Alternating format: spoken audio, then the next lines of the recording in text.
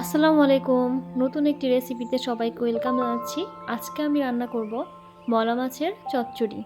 তো মলা মাছের চচ্চড়ি করার জন্য প্রথমেই আমি কড়াই নিয়ে নিয়েছি পেঁয়াজ আর মরিচ কুচি পরিমাণ মতো, আর এখানে দিয়ে দিচ্ছি পরিমাণ মতো লবণ,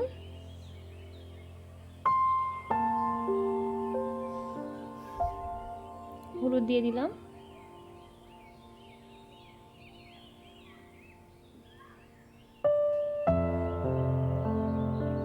এখন মরিচের গুঁড়া দিয়ে দিচ্ছি।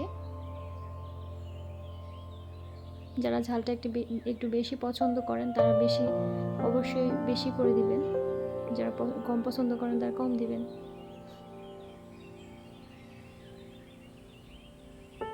এখন জিরা গুঁড়া দিলাম,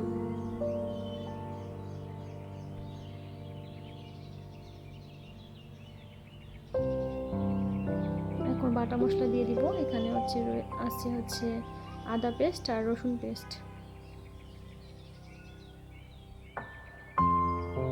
1 চামচ করে দিয়ে দিচ্ছি।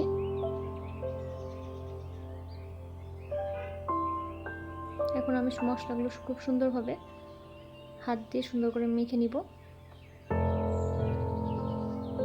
ছোট মাছের চচ্চড়ি আসলে হাতে এভাবে সুন্দরভাবে মেখে দিলেই টেস্টটা আরও বেশি ভালো আসে।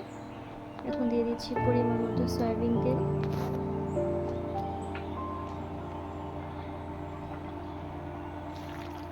দিয়ে সুন্দরভাবে মেখে নিতে হবে কষতে।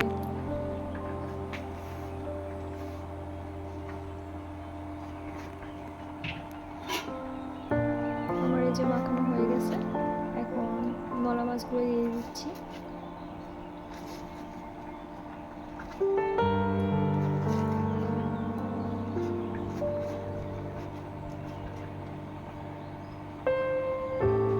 মাছগুলো দিয়ে আবার মাখিয়ে নিব। এইটা যত সুন্দরভাবে মাখাতে পারবেন টেস্টটা ততটাই ভালো আসবে।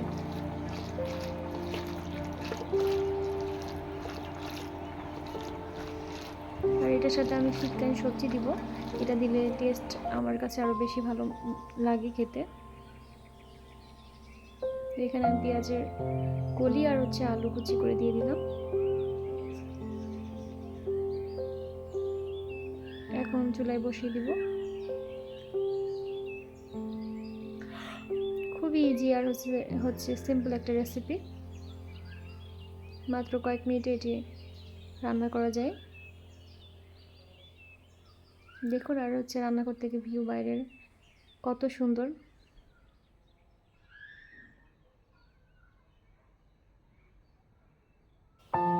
এখন এটা দিয়ে চুলার উপর বসিয়ে মাঝে মাঝে নেড়ে দিতে হবে।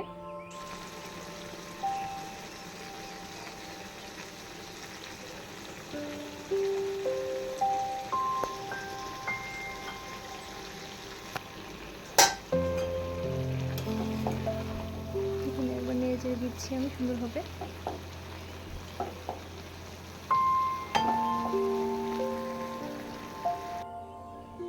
দেখুন, আমার রেডি হয়ে গেছে মলা মাছের চচ্চড়ি পেঁয়াজের কলি দিয়ে।